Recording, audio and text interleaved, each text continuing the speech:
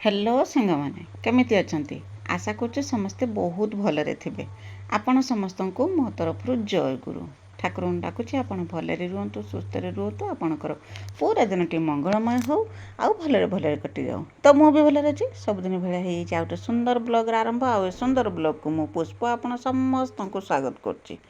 तो एटा विषय रकम सकाळ टाइम आउ वर्तमान तो दिन कथा तो कोई हब ना कहीं वर्षा आउ थंडा पाग केतिकाड़े क्यारकम तार भी ठीक ठिकाना ना। आज सकाळे किंतु वर्षा ना माने काउलिया पाग तो करिछि वर्षा ना किंतु के मुहूर्तर वर्षा हबो सेटा कहि हबो ना। तो पागरा टिके भल थिला तो सकाळे काम दाम सब सरे देकी आसिनी आ आसी करना गाधुआ पाधुआ काम सब सरे देछि। समय हेलाणी बर्तमान दिन 9टा पाखापाखि हेलाणी सब काम दाम सरेकी मु करना पळि आस्तिनी गैस पाखक आ करना बाबा कही टे अटा चकटी देवाई कि मुझे करना बाबा तो गाधे पाधे आसिले बाबा कहले मु ठाकुर पूजा कर गाधे पाधे माने आज टी लुगा सफा करार टे बेसी करके लुगा सफा करार से मोर टे लेट है आउ लुगा सफासफी करके रखिदे मुझे गाधे पाधे आसनी ता पूर्व बाबा गाधे ठाकुर पूजा करदे मो बाबा कही करना टे अटा चकटी रखिदे आ बाबा तर अटा चकटी रखिदे मुझे आसिक सागे सागे करना करे बसई देथिनी। तो गोटे पटर बसई तो करे तरकारी रांधापी आ बाबा बाबा जाना मुझे कौन रांधे बोलिकी तो से सब करना जिते मुझे तावा बसैया बदल करे बसैनी से कहते रुटी कौन करे कर मुझे ना ना करे गोटे अलग जिनस करी कहली कौन कर देखला बेड़ा ना मुझे पूरी कर तेल ढानी तेल ढानी कहते तो पूरी कर तो से तेल डालू मैंने ठीक ठीक कथा। तो पाग जेहेतु थंडा थंडा पाग थिला आज सकाळे आउ के पखाड़ा खाइलेनी पखाड़ा तो हेकी अच्छे सकाळे आउ के पखाड़ा खाइलेनी पूरी जेहेतु करदेनी समस्ते आम पूरी आलू मटर आ सोयाबीन तरकारी करथिनी माने मटर आलू तरकारी काली करथिनी थिला सेतरे करना सोयाबीन मिसई देनी तो तरकारी भी आमर रेडी हो गला आउ करना ता संगर बनेदेनी पूरी। तो बाबा रुटी पाई कि पूरी बेल ना अटा चकटी थे मुझे करना पूरी बनईदेनी पूरी बनई देकी भोक तो लगी बहुत जोर से पागटा भी पूरा थंडा थंडा पाग थिला। तो सकाळे जेहेतु समस्त आम जलखिया खाइले तो पखाड़ रहीगला दीपर पाई कहे दीपर कौन रोषे हेनी दीपर आज किसी रोषे हेनी सकाळे तो जे जेरकम पखाड़ खाई था कि रातिर भी कहीं खाई ना पखाड़ अच्छे दीपर को आज समस्त आम पखाड़ खाइद तो कहले ठीक अच्छे।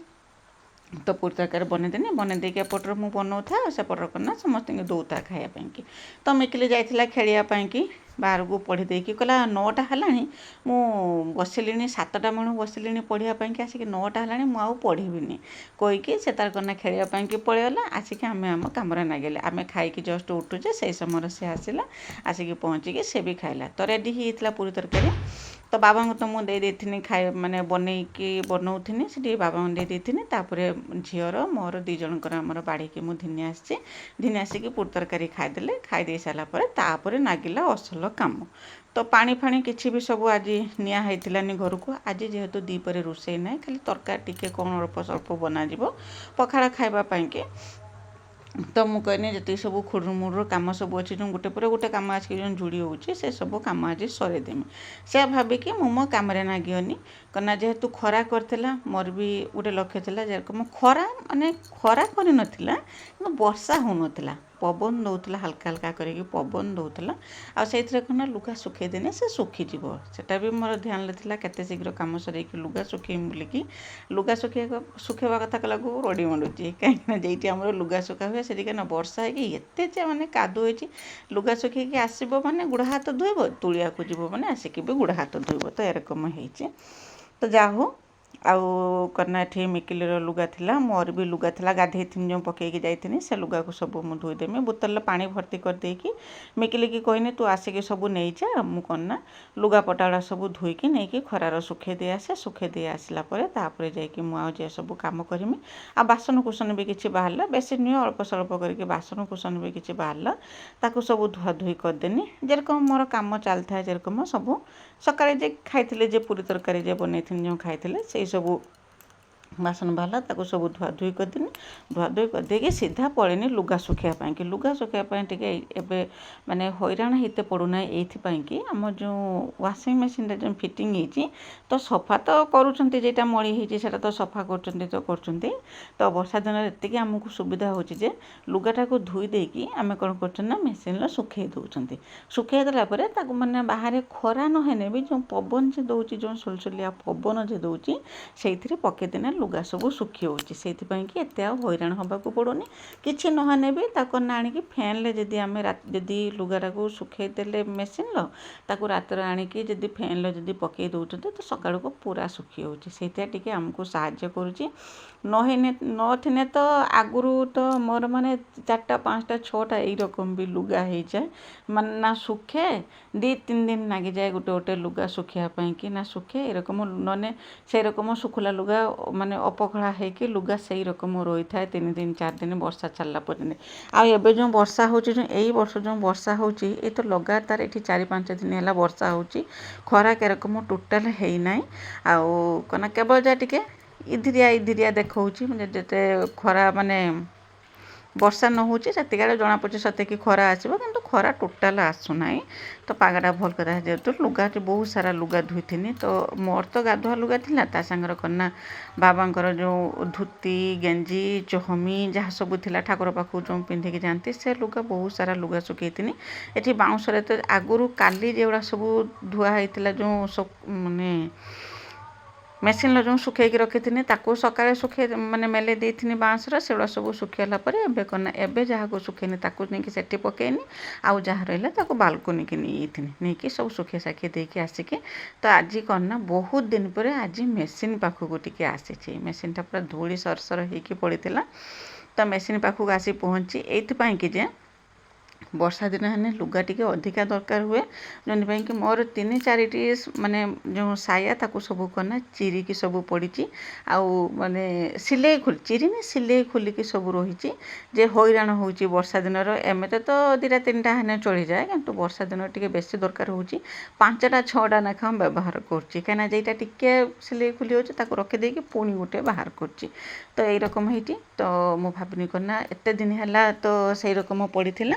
ମୁଁ କହିନି ଆଜି ଟିକେ ଫାଙ୍କା ଅଛି, ରୋଷେଇବାସ ତ ନାହିଁ, ଏଇ କାମଟା ଆଗରୁ ମୁଁ ସରେଇଦେମି। ତ ମେସିନ୍ଟା ଟିକେ ସମୟ ଲାଗିଲା, କାହିଁକିନା ମେସିନ୍ରେ ଯଦି ସବୁବେଳେ ଯଦି ସିଲେଇ ପତ୍ର ଯଦି କରା ହୁଅନ୍ତା ତ ମେସିନ୍ ଠିକ୍ଠାକ୍ ରୁହନ୍ତା। ମୁଁ କେତେବେଳେ ଯେତେବେଳେ ଲୁଗା ମୋର ବେଶୀ ହେଇଯାଏ ସିଲେଇ କରିବା ପାଇଁ କି, ସେତେବେଳେ ମୁଁ ମେସିନ୍ଟା ଟିକେ ସଫାସଫି କରିକି ସେଥିରେ ତେଲ ଦେଇକି ମେସିନ୍ଟା ଟିକେ ଚଲାଏ।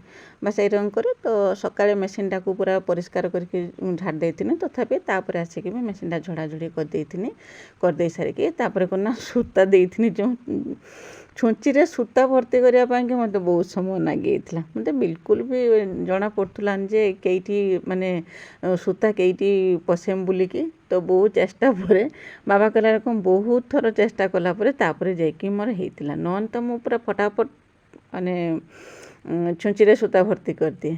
ତ କାହିଁକିନା ଧୂଳି ଜମି ହେଉଛି ନା, ସେଇଥିପାଇଁ କି କିଛି ଜଣା ବି ପଡ଼ୁନି। ତ ଏବେ ଭାବିଛି ମେସିନ୍ଟାକୁ ଗୋଟେ କପଡ଼ା ଘୋଡ଼େଇକି ରଖିମି ବୋଲିକି। ତ ତାପରେ ଯେତିକି ସବୁ ସାୟା ଥିଲା ମୋର ତାକୁ ସବୁ ସିଲେଇ କରିଥିଲି। ଆଉ ସିଲେଇ କରିଦେଇ ସାରିଲା ପରେ ଏଇ ଯେଉଁ ଶାଢ଼ୀଟା ଯେବେଠୁ କିଣା ହେଇକି ଆସିଲାଣି, ସେବେଠୁ ଫଲ୍ ମାନେ କିଣା ହେଇକି ଆସିକି ରହିଛି ନଗେଇବା ପାଇଁକି, ମାନେ ଗୋଟେ ହେଳାର ରହିଯାଇଥିଲା। ତ ମୁଁ କହିନି ଯେତେବେଳେ ଆଜି ମେସିନ୍ ବାହାର କରିଛି, ସବୁ ଲୁଗା ସିଲେଇ କରୁଛି, ତ ଶାଢ଼ୀଟାରେ ବି ଫଲ୍ ଲଗେଇଦେମି। ତ ଶାଢ଼ୀର ଫଲ୍ ଲଗେଇ ଦେଇଥିଲି। ଆଉ ଫଲ୍ ଲଗେଇ ଦେଇ ସାରିଲା ବେଳକୁ ଏତେ ସବୁ କାମ ସରିଲା ବେଳକୁ ଦ୍ୱିପହର ଖାଇବା ପିଇବା ସମୟ ହେଇଯାଇଥିଲା। ତ ଭାବୁଥିବେ ଆପଣ ସାଙ୍ଗେ ସାଙ୍ଗେ ହେଇଗଲା ବୋଲିକି, ତ ସାଙ୍ଗେ ସାଙ୍ଗେ ନୁହେଁ, ବହୁତ ସମୟ ଲାଗିଯାଇଥିଲା। ଶାଢ଼ୀର ଫଲ୍ ଲଗେଇଥିନି, ତାପରେ 2-3ଟା ସାୟା ତାକୁ ସିଲେଇ କରିଥିନି, ଟିକେ ସଫା କରିଥିନି। ଆଉ ତାରି ଭିତରେ ଅନ୍ୟାନ୍ୟ କାମ ସବୁ ଯାଇଥିଲା। ସବୁ କାମ ସରେଇ ସାରିଲା ପରେ ଦ୍ୱିପହରେ ଖାଇବା ସମୟ ହେଇଯାଇଥିଲା। ଯେହେତୁ ଆମେ ପଖାଳ ଖାଇବା, ତ ସେଥିପାଇଁ କି ପଖାଳ ପାଇଁକି କ'ଣ ଟିକେ ଇଆଡ଼ୁ ସିଆଡ଼ୁ ଟିକେ ବନେଇ ଦେଇକି ପଖାଳ ଖାଇବା। ଥଣ୍ଡା ପାଗ, ଏପର୍ଯ୍ୟନ୍ତ ତ ବର୍ଷା ହେଇନାହିଁ, କିନ୍ତୁ ଆମେ ଖାଇବା ଆମର ଅଧା ହେଇଯାଇଛି। ସେତେବେଳଠୁ ଆରମ୍ଭ ହେଲା ବର୍ଷା। ଆଉ ସେତେବେଳଠୁ ଯେ ବର୍ଷା ଆରମ୍ଭ ହେଲା, ତା ପରଦିନ ସକାଳ ପର୍ଯ୍ୟନ୍ତ ଛାଡ଼ିବାର ନାଁ ହିଁ ଧରିଥିଲାନି। ତ ଆସିକି ବୋଇତାଳ ଫୁଲର ବରା ବନେଇ ଦେଇଥିଲି। ଆଉ ଯେଉଁ ବେସନ ଯେ ବଳିଥିଲା, ସେ ବେସନରେ 2-3ଟା ପିଆଜ ଦେଇକି ତାକୁ ଭାଜି ଦେଇଥିଲି। ତ ମାନେ ପିଆଜି ବରା ତ ହେଇପାରିବନି, କାରଣ ପିଆଜକୁ ଖାଲି ବେସନ ଦେଇକି ଭାଜି ଦେଇଥିଲି। ପୁରା ଟେଷ୍ଟି ହେଇଥିଲା ଯେଉଁ ପିଆଜ ଭଜା। ପିଆଜ ତ ଖାଲି ତେଲରେ ଭାଜିନି ଗୋଟେ ରକ, ଏଟା ବେସନ ଦେଇକି ଭାଜିଥିଲି। ତାପରେ ଡାକିକି ସମସ୍ତେ ବସେଇଲେ। ଲାଇନ୍ ପଳେଇଲା, ଘର ପୁରା ଅନ୍ଧାର ହେଇଯାଉଛି ନା। ବର୍ଷା ପକେଇବ, ଲାଇନ୍ କଟା ହେଇଯିବ। ଏଟା ଥୋଇବ। ସକାଳ ପୁରୁ ଖରା କରିଥିଲା, ଏବେ ବର୍ଷା ପକେଇଲା, ସାଙ୍ଗେ ସାଙ୍ଗେ ଆରମ୍ଭ ହେଇଗଲା। ନା ଗୁଳୁଗୁଳି ହେଉଛି ନା, ପ୍ରବଳ ଗୁଳୁଗୁଳି ହେଉଛି। ଆଉ ବର୍ଷା ପାଗକୁ ଆମର ପଖାଳ ସାଙ୍ଗରେ କ'ଣ ସବୁ ଆଇଟମ୍ ଅଛି? ଶାଗ, ଜହ୍ନି ପୋସ୍ତ ଚଡ଼ଚଡ଼ି, କଖାରୁ ଫୁଲ ବଡ଼ା, ବୋଇତାଳ ବୋଇତାଳ କଖାରୁ କଖାରୁ ବୋଇତାଳ ଆଉ କାକୁଡି କାକୁଡି ଆଉ ଆଉ ସାଇଡର ଗୋଟେ ଅଛି ଜାଣିଗଲି ପିଆଜ ଭଜା। ପଖାଳ ସାଙ୍ଗରେ ଏତିକି ଆଇଟମ ହେଲାଣି ହେନେ କି ହବ ଘର ତ ପୁରା ଅନ୍ଧାର ଆଉ। ଏଇ ଆଉ ଜଣକୁ ଖାଇତେ ଦେଇଛି ସେ ଏଠି ଗୁଲ ଗୁଲ ରାଣୀ କରୁଛି। ଗରମ ହଉଛି ବର୍ଷା ପକଉଛି ଯେତେ ଜୋର ଗରମ ହଉଛି ସେତେ ଜୋର। ସେଟା ଭାଙ୍ଗିବ ନା ଲୁଣ ଡବା ତା ଢାଙ୍କୁଣୀ। ଆମର ଏଠି ବଢା ହେଇଛି ପିଆଜ କାକୁଡି କଞ୍ଚା ଲଙ୍କା ଦିଅ କଞ୍ଚା ଲଙ୍କା ଦେଇଦବୁ ଗୋଟେ ଗୋଟେ ଗୋଟେ ତ ଦିଟା କାହିଁ ପକେଇଦେଲୁ ବହୁତ ରାଗ ଇଏ ଦିଟା କାହିଁ ପକେଇଲୁ। ଏବେ ଜହ୍ନି ଶାଗ ପିଆଜ ଭଜା କାକୁଡି ସବୁ ରକମ ଦ୍ୱିପହର ଖିଆପିଆ ଧୁଆ ମଜା ସବୁ ସରିଗଲା। 2ଟା ହେଇଗଲା ଆସିକି ସବୁ କାମ ସରିଗଲା। ବର୍ଷା ପକେଇଲା ଯେହେତୁ ଗାଈ ବି ପଳେଇ ଆସିଲା ଗାଈକି ବି ବନ୍ଧା ସରିଗଲା ସବୁ କାମ ସରିଗଲା। ଲାଇନ୍ ନାହିଁ ଗୁଳୁଗୁଳି ବହୁତ ଜୋରସେ ହେଉଛି ଆଉ ବାହାରେ ଆରମ୍ଭ ହେଲା ବର୍ଷା। ସକାଳୁ ଉଠୁ ଭଲ ପାଗ କରିଥିଲା ଆଉ ଭାବୁଥିଲେ ବର୍ଷା ଆଉ ହେବନି ବୋଲିକି ଖରା କରିଥିଲା ଲୁଗାପଟା ଧୋଇକି ଶୁଖେଇଥିଲେ ଯାହା ହଉ ମେସିନ୍ରେ ଶୁଖେଇଥିଲେ ବୋଲିକି ଲୁଗା ସବୁ ଶୁଖିଥିଲା ନହେଲେ ଶୁଖିଥାନ୍ତାନି। ବାହାରେ ବର୍ଷା ହେଉଛି ଆଉ ତ କିଛି କାମ ନାହିଁ ବାହାରେ ବି କିଛି କାମ କରିହେବ ନାହିଁ ତ ଟିକେ ସମୟ ରେଷ୍ଟ ନେବା କ'ଣ କରେ ଲାଇନ୍ ତ ନାହିଁ ଗରମ ତ ବହୁତ ଜୋରସେ ହେଉଛି ଗରମ ଗୁଳୁଗୁଳି ହେଉଛି ତ ଯାହା ହଉ ଟିକେ ସମୟ ରେଷ୍ଟ ନେଇକି ତାପରେ ବେଳେ ଓଳିର କାମ ସବୁ ଯାହା କରିବା ତ ଚାଲନ୍ତୁ ଯିବା।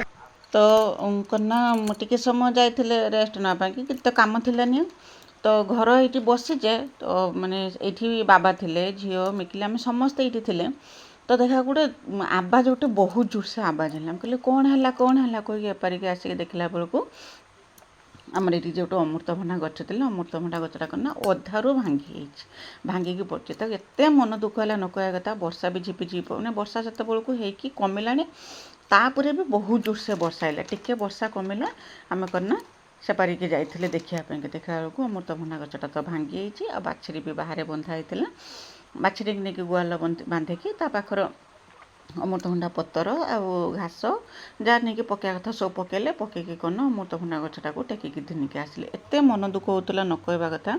ଆଉ ବର୍ଷା ହେଲେ ତ ଦେଖିପାରୁଥିବେ ଆମ ଗୁହାଳ ଘର ସାମ୍ନାର କେତେ ପାଣି ଏଇଟା ମାନେ ପୁରା କାଦ ଆହୁରି ବି ପାଣି ଭର୍ତ୍ତି ହେଇଯାଉଛି ଏ ଜାଗାର ଆଉ ସେଇ ପାଣିରେ ହିଁ ଆମେ କାରବାର କରୁଛେ ମାନେ ସେଇ ପାଣିରେ ଯିବା ଆସିବା କରିକି ଗୁହାଳକୁ ବାଡ଼ିକି ଯେରକମ କି କୁଣ୍ଡା ଦବା ନେଇକି ଯାଉଛେ କି ଘାସ ପକେଇବା ନେଇକି କୁଟା ପକେଇବା ନେଇକି ଯାଉଛେ କି ବାଡ଼ିକି ଯାଉଛେ ତ ଯିବା ଆସିବା କରିକି ଗୋଡ଼ ସବୁ ପାଣି ଖାଇକି କୁଣ୍ଡେଇ ହେଉଛି ମାନେ ଏରକମ ହେଇଛି ସେ ସାମ୍ନାଟା ଆମର ତ ଦେଖିକି ତ ଜାଣିପାରୁଥିବେ ମୁଁ ଆଉ କ'ଣ ବା କହିମି।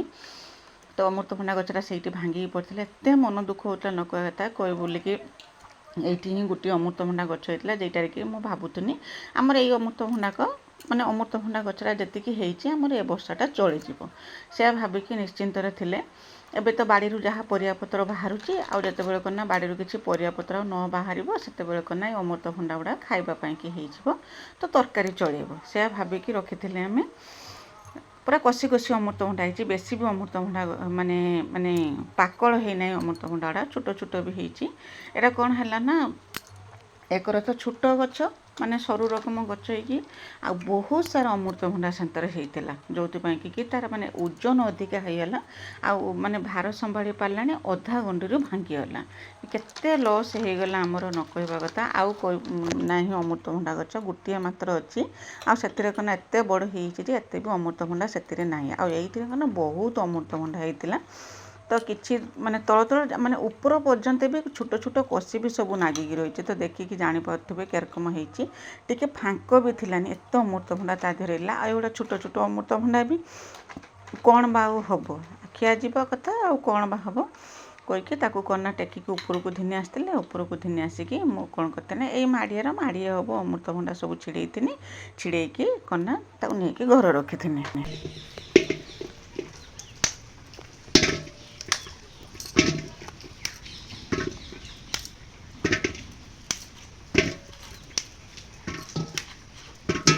ଗୋଡ଼ଟା ଷ୍ଟ୍ରଙ୍ଗ ଅଛି ଅଗଟା ଗଣ୍ଡିଟା ଓଜନ ଭାବ ଶୋଇପାରିଲା ବୁଝିପାରିଲା ଭାଙ୍ଗିଗଲା ଯଦି ଏଣୁ ଠେକରା ଦେଇଥାନ୍ତେ ଆଉ ଠେକରା କଣ୍ଡିସନରେ ଭଲ ଥିଲା ଗଛଟା ଠିଆ ହେଇଥିଲା ହଁ ଉଳି ସେଟା ଶୁଳି ପଇଲା ତାକୁ ହେଉଛି ଠେକରା ଦେଲେ।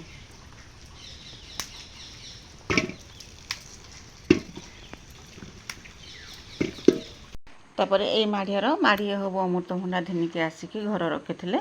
ଆଉ କ'ଣ କରିବା ତ ଯାହା ଖାଇବା ଆଉ ଯାହା ଯେରକମ ଯାହାକୁ ଯେରକମ ହଉ ଦେଇଦେବା। ଆଉ କ'ଣ ହବ, ଏତେ ଅମୃତଭଣ୍ଡା ତ ଖାଇକି ସବୁ ସରେଇ ହେବନି। ଗଛର ଥିନେ କ'ଣ ନା ଗୋଟେ ଅଧେ ଆଣିକି ଖାଇ ହେବ। କେତେବେଳେ ଦରକାର ହେଲା ଗୋଟେ ଯାଇକି ଛିଡ଼ି ଆଣିଲେ, ରାତି ଅଧର ବି ଯଦି ତରକାରୀ ମାନେ ପରିବା ନଥିବ ତରକାରୀ ପାଇଁକି, ତ ଅମୃତଭଣ୍ଡା ଗୋଟେ ଘିନି ଆସିନେ ତରକାରୀ ହେଇଯିବ। ତ ଏହା ଭାବିକି ଗଛରେ ଅମୃତଭଣ୍ଡା ରଖିଥିଲି। ଆଉ ଦ୍ୱିପହରେ ଶୋଇବା କ'ଣ, ଆଉ କିଛି ଶୁଆଶୁଇ କିଛି ହେଇଥିଲାନି। ତାପରେ କ'ଣ ନା ଆମେ ଆସିକି ଏଇଠି ବସିଥିଲା। ଆଉ ଆମ ଝିଅ କ'ଣ କରିଥିଲା ନା ପାମ୍ପଡ଼ ଛାଣି ଦେଇଥିଲା। ଆମେ ସମସ୍ତେ ବସିକି ଏଇଠି ପାମ୍ପଡ଼ ଖାଉଥିଲେ ଆଉ ବର୍ଷା ଏନ୍ଜୟ କରୁଥିଲେ। ବାସ୍ ଏଇ ରକମ ଆଜି ସକାଳ ପୁରୁ ଦିନଟା କଟିଗଲା। ବର୍ଷା ଦିନ ତ ଆଉ କିଛି କାମ ନାହିଁ। ତ ଆଜି ପାଇଁ ରହୁଛି। ବାଏ ବାଏ, ଜୟ ଗୁରୁ।